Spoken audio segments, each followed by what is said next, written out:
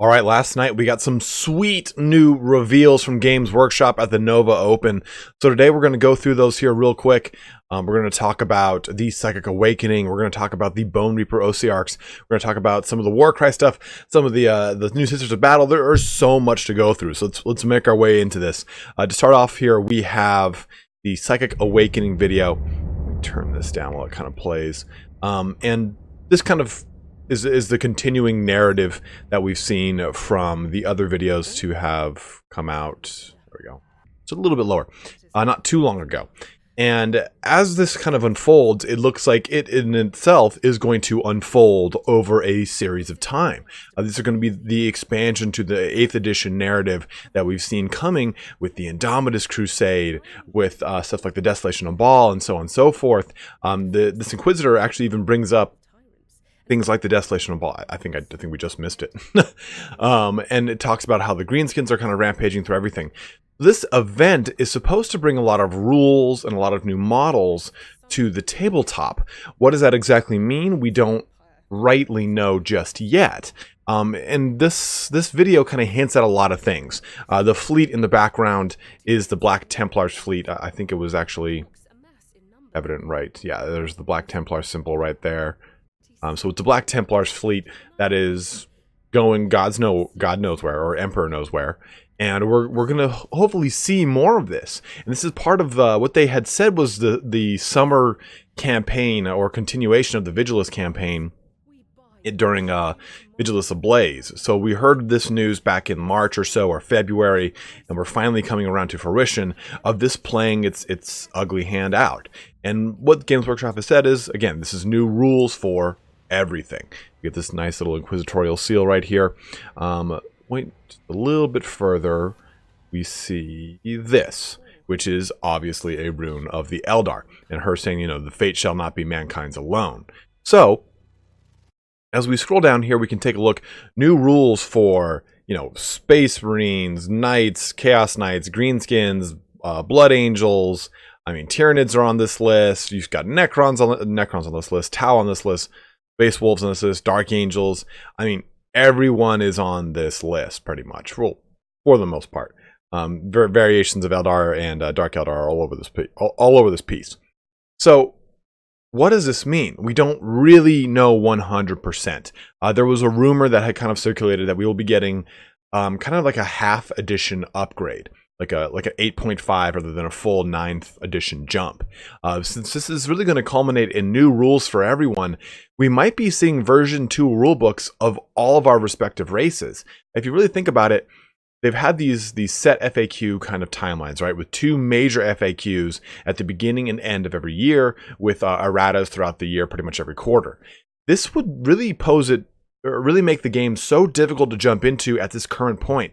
And Games Workshop is all about making for a much smaller barrier of entry to any new gamer. So it would make sense that we're getting kind of an 8.5 both rulebook and codex update for every single one of the respective races. If you were to pick up this game now, you have to pick up a rulebook. You have to pick up every single one of the FAQs. You have to look online for all the erratas. If you're picking up a specific race, you have to make sure you have the most updated multiple FAQs for that race. There are so many things to do. So hopefully this will kind of shore things up in a way that makes it not necessary for a full edition jump, but a great way to just kind of bring everything back to Jesus, as they say. But we see a nice little teaser of a plastic Howling Banshee model. To give you an idea of how awesome that is, I've been playing this game for 20 years.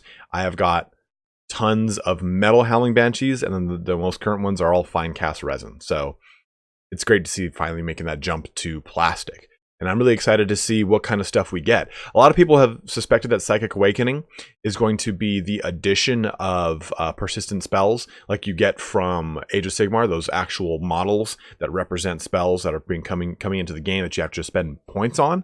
That very well could be. I mean, Psychic Awakening, psychic powers, it makes a lot of sense. We could easily see that. And we see here that, yeah, there we go. Each one of these planets is very indicative. We've said before this is probably Baal, and other planets, I believe this might be Mars or something of the sort. This actually might be Mars, to be honest. a new campaign series that spans the entire galaxy. So looks like we'll be getting little supplements that kind of that coincide with the Psychic Awakening, because it says here each book will have powerful and thematic rules updates for at least 2 factions, giving you more flexibility than before.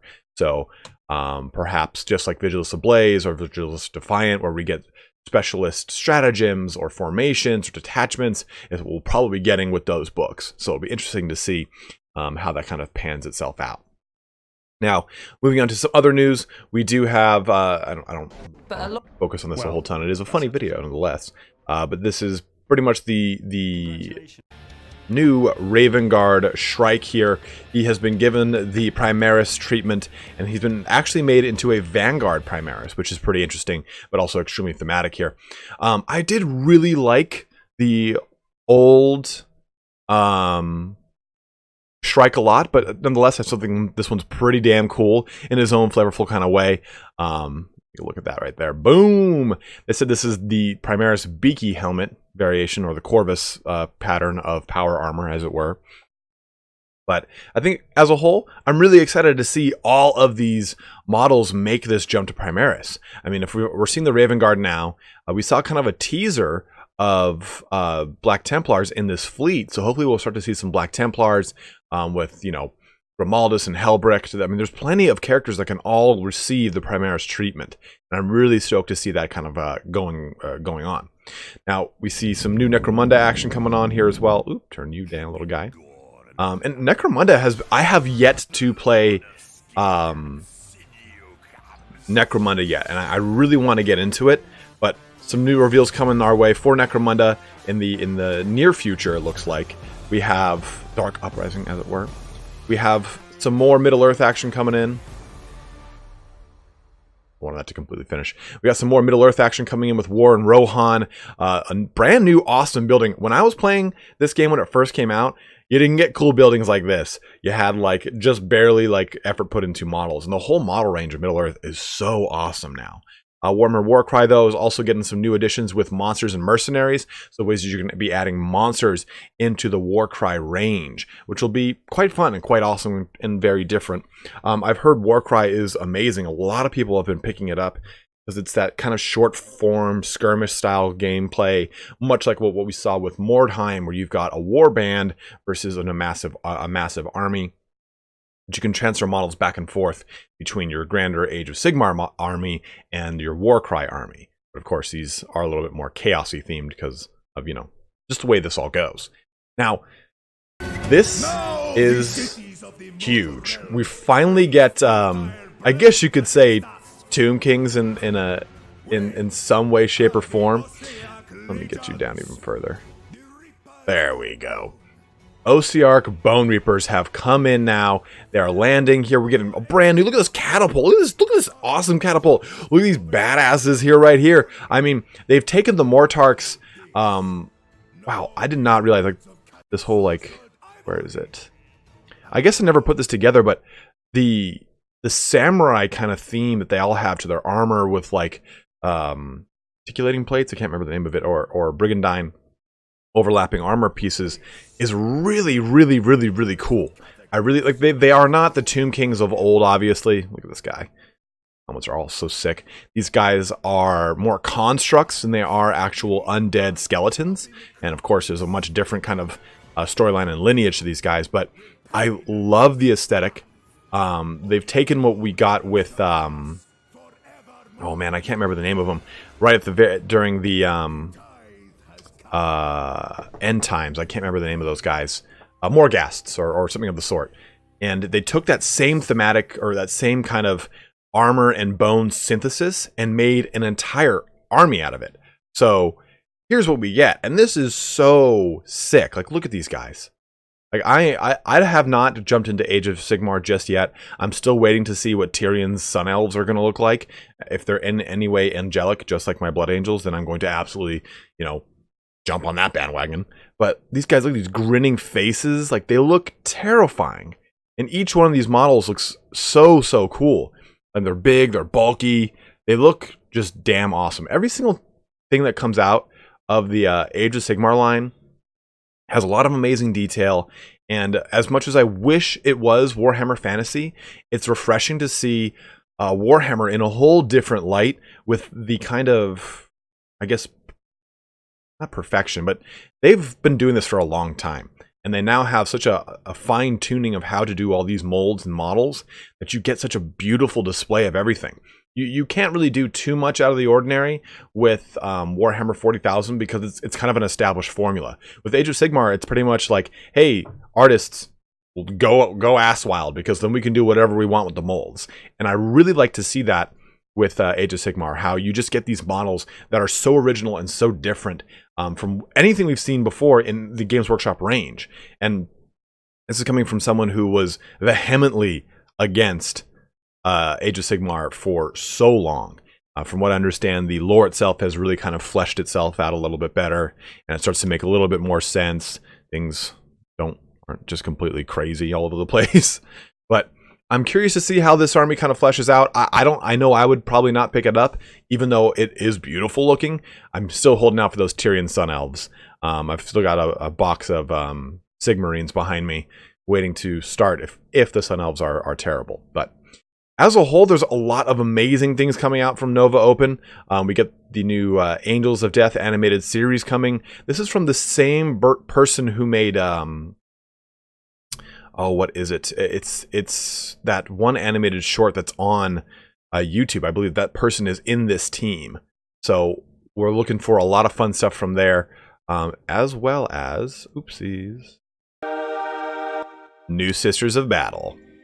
So we're going to be getting a whole new line of Sisters of Battle. They were saying that this was going to come at the end of 2019, and they, came through with their promise here. We can see all the concept art and the sketches, some of the pieces, some of the models, some of the stuff from the Sisters of Battle bulletin is being kind of pieced together in this this video here. And I apologize for the quality. It looks like it hasn't jumped up to 180 yet, but you can see the model range is awesome. And in the past, I was never really interested in the Sisters of Battle, but to see how they've kind of fleshed out over time, I actually find myself pretty interested in this army. I really want to see what their rules are like. Look at the Penitent Engine. The Penitent Engine looks so sick.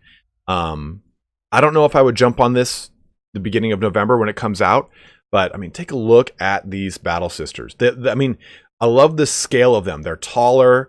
They're a little bit more lithe, but you can also see they're bulky and broad. When you take a look at the old Sisters of Battle models, they're probably like a head and a half smaller than this. You get a really cool, good representation of the Sisters of Battle in a really good and just beautiful way. I'm super stoked on these. Not guys, they're girls. Or women. They're Sisters of Battle, brother. And oh man, the Seraphs look so sick now too. Like everything has gotten, or Seraphim, sorry. The Penitent Engine before was already pretty badass. I was like, they don't need to update this, but they did, and it looks great. Like, I'm so stoked on this army. I really want to see what it looks like, rules-wise. Also, because I've never really played them. Where are they? I don't know the names of these girls. They're super strong though. They've got like a ton of attacks and they do a lot of damage. They've got like no armor. I think they've got like a 4-up or 5-up invuln save though. That's it. But I just remember they have a ton of attacks. I was watching a really cool battle report with them against Death Guard, and just 2 of them got into the Death Guard and they carved up almost an entire squad. So I really want to see the rules behind these girls come to light and come to fruition here. But a lot of amazing things with Nova. Hopefully we'll get some more reveals as the weekend kind of progresses here, guys. But as always, thank you so much for watching here today. Let me know what you're excited about or any kind of cool rumors you've heard or you'd love to see come again to fruition. But as always, have a good one and take care.